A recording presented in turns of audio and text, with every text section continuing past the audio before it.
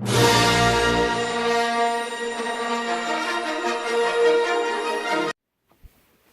keep that in mind. Hey everyone, it's Slasher Dude 2000, but for tonight on Star Wars Nights, you may call me Star Wars Dude, and we have Scion with us tonight, as usual. Good evening, everyone. And tonight we will be doing the Attack of the Clones, Star Wars 2. And as you guys can see, we have lightsabers, so you know there's going to be a huge Jedi battle during this movie. Especially with a purple lightsaber and a red one. And we all know who owns a purple lightsaber. What? Mace Windu. Bad motherfucking Windu. So, Sion's gonna start us off with the synopsis, and then I'll get to the information about the actors and the movie.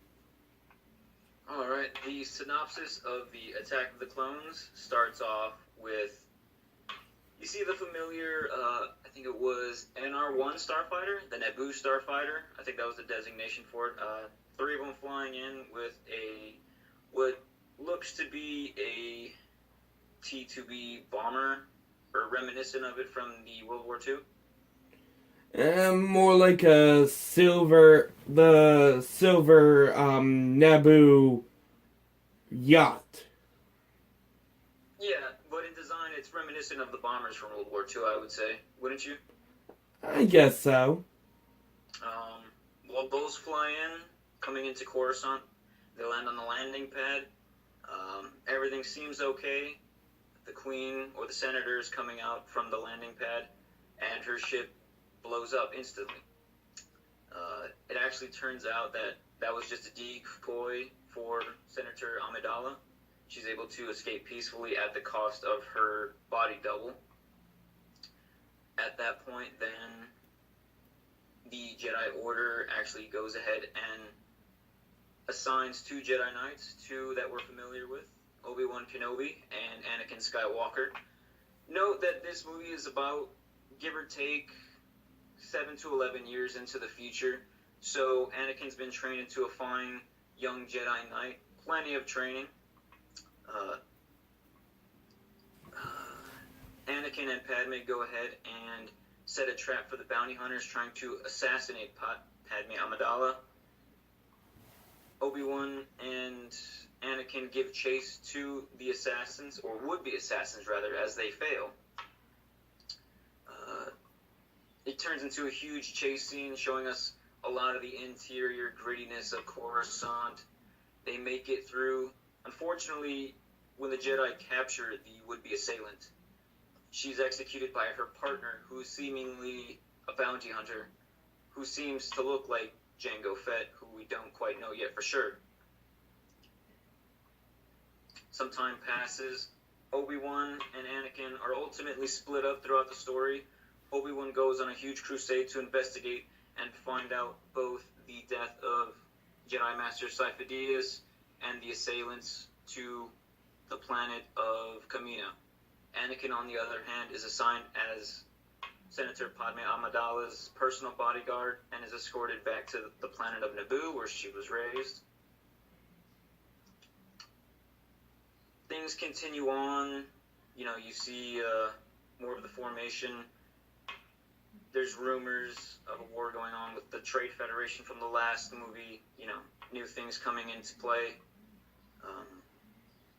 Obi-Wan Kenobi ends up in a tight spot pursuing the bounty hunter Jango Fett and his son Boba Fett, as we all know from the 6th and 5th movies, since they sadly came before, and we go on from there after a fight between a starship, a lightsaber, and 2 beautifully made pistols used by Jango Fett. And we go on to see the the Anakin losing his mother in the Dune Sea during, which is the beginning of Anakin's descent into the dark side after we witness his mother dying in his arms and him slaughtering the women and the children. Wait, I said that wrong. The men, but the children and the women and I can't get this right. I think it's not just the men, but the women, women. And the children. I slaughtered them all. Which he did, and we learn that in the comic books later on, how brutally he slaughtered them, and what became of that tribe later on, and we witnessed the funeral of Shmi Skywalker, and we also learn that Anakin now has a stepbrother and stepsister, Owen and Beru Lars, who we know. I do hope. Correct. And we witness a very short space battle between the Slave One and believe it's called a Delta One starfighter flown by Obi-Wan and R4, which at least we got to see the amazing effects of these seismic charges and I don't remember the name of the turrets, but also we get to see the proton torpedoes, and since I feel Scion has a little more to go on, I'll hand it back to him. After that engagement in space, Obi-Wan's able to survive and pursue Jango Fett and his son to the planet of Geonosis without being detected for a time. Obi-Wan Kenobi's able to get off a signal, but he has to reroute it to Anakin as he's too far from the center. So Anakin has the message, and then they route it to the Jedi. This is important for later. Very important. Obi-Wan Kenobi is captured by the newly formed CIS, which is I believe was the Central Independent Systems. Yes.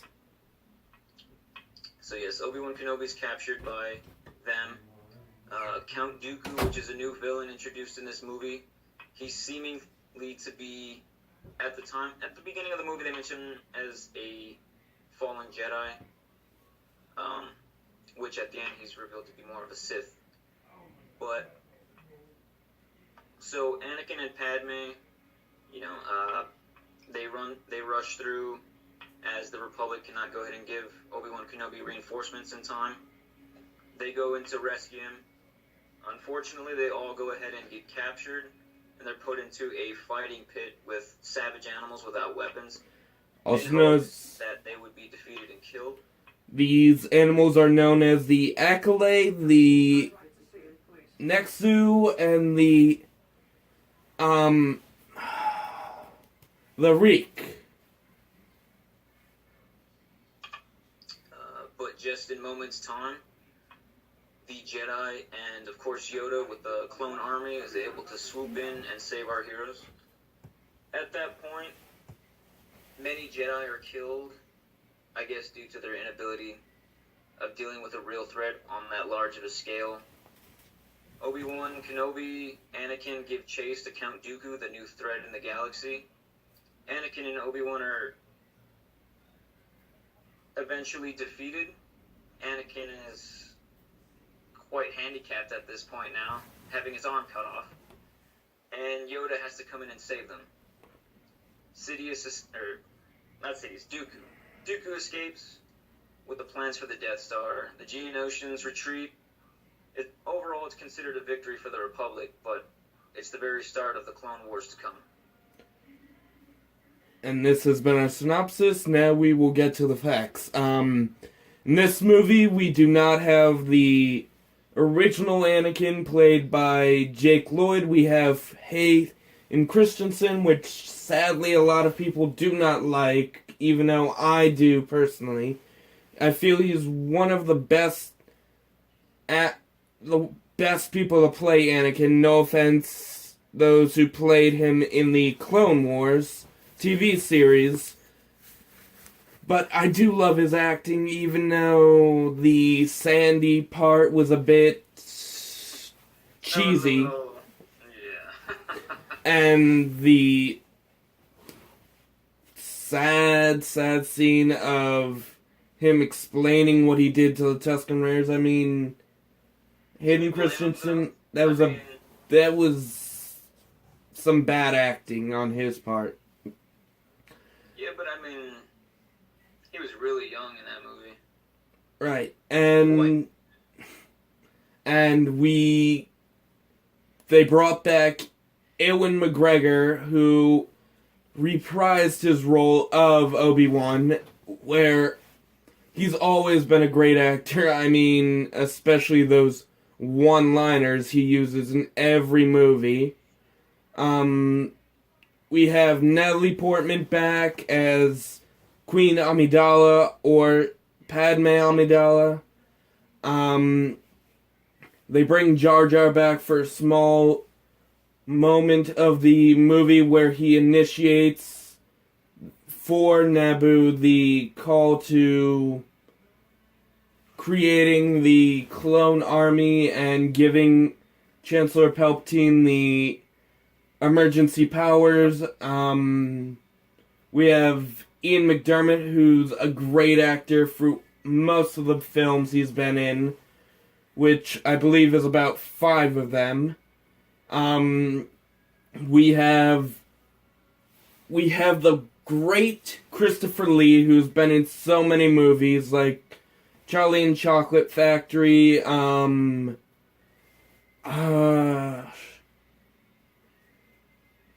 Dracula, and many others. We also get a great fight with, I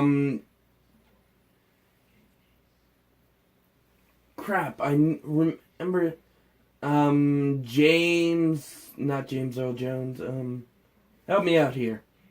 Badass. There are multiple fights. I'm thinking of Purple Lightsaber, who plays Mace Windu. Oh, Samuel L. Jackson. Right, we get his amazing battle and his fight with Jango Fett actually creates a big thing in the Clone Wars series. Creates a whole arc just to have him killed because he cuts off Boba Fett's father's head. And actually a special thing is we never technically see Jango's head fall out of the helmet, even though it looks like it from a shadow, but it technically is still in when Boba Fett picks up the helmet. It's personally fitted armor. I don't think it honestly would just slide out. Right, and we learn how the Death Star plans came to be created. We learn how they got into Darth Sidious's hands, and we learn the creation of the Confederacy, or the Confederacy of Independent Systems, and the creation of the Clone Army, which sooner or later will become Stormtroopers, but we'll talk about that later on in our episode 3 review. But honestly, this was the biggest lightsaber battle we've ever seen. I mean, it wasn't technically between lightsaber against lightsaber, but like we usually see. It was lightsabers against multiple droids, creatures, and then we finally get that scene with Yoda fighting for a bit. And I mean, we didn't get to see any of that in the first movie. We didn't get to see any of that in the 5th or 6th movie. So this was a bit of an okay thing we finally get to see. And Even though it's not the original puppet Yoda that we love, it was CGI Yoda. Yeah, I think CGI Yoda was the way to go, because it would be really hard to get shot for shot of a puppet to do that. Right, and, I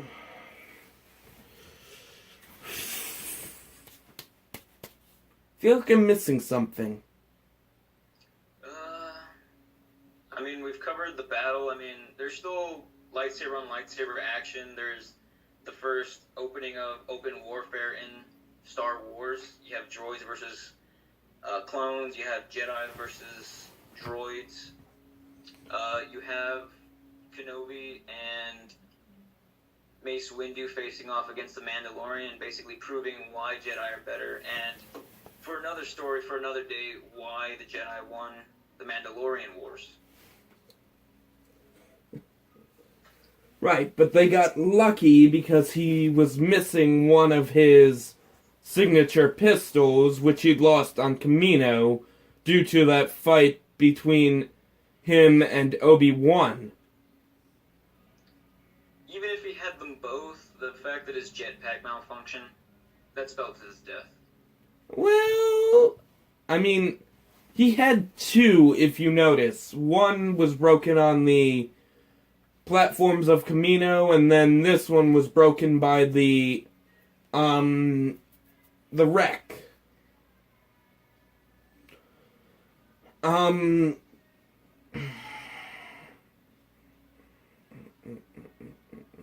We finally get to meet the LAAT gunships, and I forget the name of them, but the gunships that land and provide the ATTEs.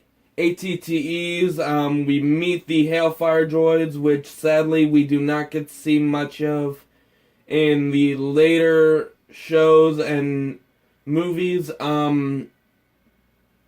We do, in fact, get to see the Spider droids, which still, again, they're mostly for Geonosis. They were used by the Banking Clan, and a lot of the stuff that we see on Geonosis wasn't really used that much, except for what the clones are using. Yeah, in the movies, you don't really see too much of it, but when it comes to the games and the books, other forms of media, they're really more of, I guess, kind of relished upon. Right, and we did get those upgraded battle droids, the B2 Super Battle Droids. I gotta say they are a huge upgrade against the B1s, and they should have been used more than the B1s. I mean, they still had that forward-thinking mind that the B1s were given after the control ship was destroyed in Episode 1, but they had these amazing wrist rockets, and watch those wrist rockets. and those hand lasers or wrist lasers, I do not know what to call them, and they look a lot bigger than a battle droid. I mean, we literally get to see one of them beat up a B1 as it's coming out of the gates. Yeah, I think the whole reason why they didn't use more was, material and cost. The Banking Clan still has monetary assets to protect. They don't want to go ahead and deflate their entire coffers or any of their resources just producing an army. I mean... But there is one way you're wrong about that. I mean, we do see a lot of them in the Clone Wars series. A lot more than we see the B1 battle droids. Yeah, true, but they saved money on programming, on resources. I mean, sure, they had a lot of units, but there's nothing to fight for if you have no money, which is essentially what they were fighting for. Basically, ways to gain more money. And honestly, this created a whole new galaxy for us to see. I mean, we heard so little about the Clone Wars in episode 4, 5, and 6, and then George Lucas just decides to show us this big battle where the strategy was a bit weak, just running up in a straight line, but what would you expect from a Jedi with no training whatsoever in military tactics? But at least I'm pretty sure they did take down a lot of battle droids. Oh, for sure. And little information that not many know. The leader of... I forget what the name of the banking clan's leader is, but there is the... there is the one leader, Watanbor, which we meet and get more story of in the 2003 and 2008 Clone Wars series, and we also meet Poggle the Lesser, where not so much, because we only see him in the Geonosis arcs. Makes sense. But we do see them in episode 3 for a short time. Which, sadly, this is one of the rare times we do get to see the Geonosians, because other than this, there is one battle. There is one more battle on Geonosis, but again, we're going to get to that maybe next week or the week after, when we get to the Clone Wars series, one of both Clone Wars series, and I literally think we're getting off topic, but There we are. we do get that beautiful wedding scene at the end of the movie, and we get to see Anakin's new glowing gold hand, which explains why he wears that black glove in the third movie. And It's a beautiful piece. And we get to see the massive clone army on Coruscant as it is loading up to go off to battle.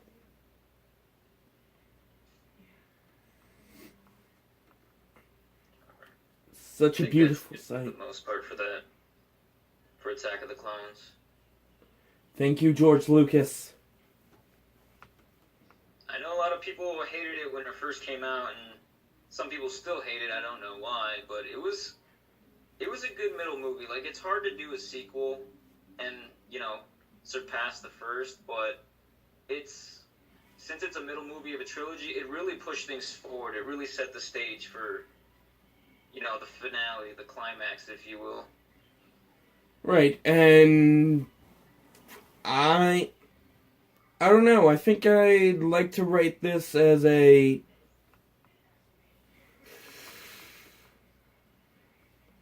7. 7 out of 10? Yeah. I mean, it's not as good as the others, but it is still a good movie. Yeah, I'd say aside from the bad CGI, which if you have the Blu-ray edition, it looks a lot better. They smoothed it all over. I would say storyline-wise, it really does set things up nicely, and for the universe at large, I'd say it's an 8 out of 10, storyline-wise. As a movie itself, with the bad CGI and some of the characters, I'm going to say it sits at about 6 out of 10. Alright. And don't forget, guys, next week we are doing the Clone Wars mini-series of 2003, which started out this whole craze with the Clone Wars before we ended up getting the third movie, The Revenge of the Sith, and we get to see the amazing effects of General Grievous before canon came in, and messed it up. And don't forget to like, subscribe, keep on watching, and we'll keep on doing these videos. We hit 100 subscribers this week, but we lost one, so keep on subscribing, guys. We need them subscribers to keep on doing these videos, and so we can be seen more and gain more of a population. But thank you guys for watching, and any final words? Stay safe out there, everyone. And Roger, Roger.